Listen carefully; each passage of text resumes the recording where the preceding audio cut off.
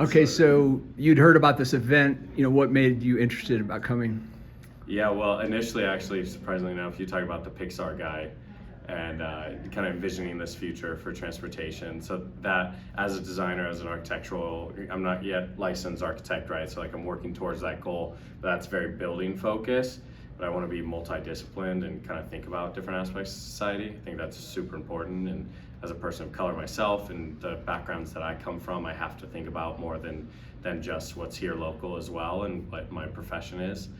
So to me, like talking with everybody here, it's been pretty incredible to see all the different perspectives and see where everybody comes from. Because when you get that many people in a room, not even just us here, then the other architects and car designers and and city planners and then so on and so forth, and then even owners, right? People with the money, people with the power.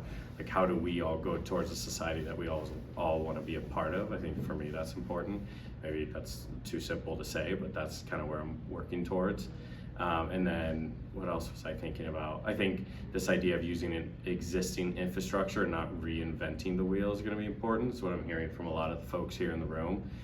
So whether it's a Swift kind of thing that can kind of touch lightly on the land and not a monorail. Yeah, like a monorail, and not destroy huge communities, right? From people of color, Latinos, Blacks, Asians, whatever it might be, and protect those true communities, not just, somebody mentioned, not just the zip code, right? Like a true community. How do we do that and then allow people to move accordingly? It's all about mobility. It's all about movement. That's not something I thought about in terms of movement being the basis for society.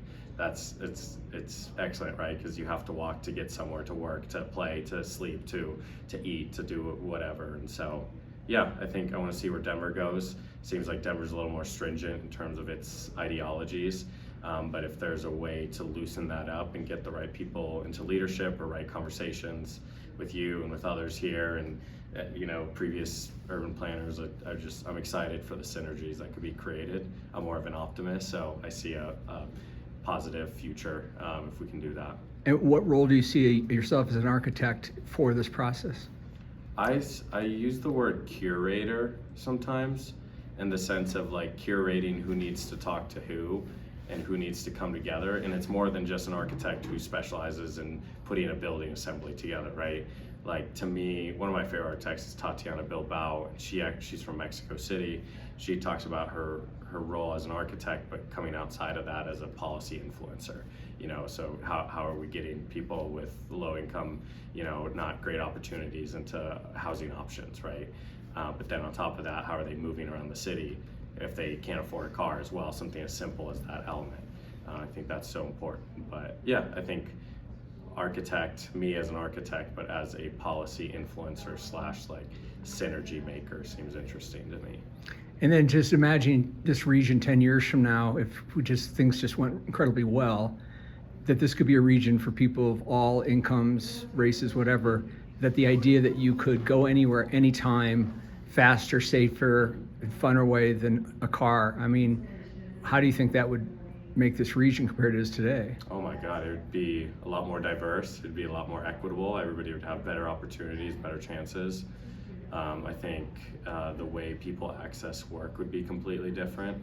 I think there's those far and few between options so actually a lot of people are working from home now oftentimes, but that's still a middle to high income kind of situation. But what happens with the lower income families who have to make money day to day for their families? Like that's what I'm interested in, allowing them to be elevated in society in some way, shape, or form. Yeah, they did a study in Miami-Dade County not recently, and it said for someone who doesn't own a car, if you own a car, you can get to 8 times more jobs than someone who doesn't own a car. Yeah, that's nuts. And then you think how much a car costs, and then insurance is going up, and the cars just get bigger and bigger. Correct. So for me, we can't do this just designing vehicles. We have to work together with the people who are shaping, like yourself, the built form. For sure. Yeah, it's about the built environment. I think you mentioned like start from the built environment and understand these pieces, the facets of our society that feed the built environment. And how do we put that together, and then ultimately transportation will get figured out with that agenda in mind.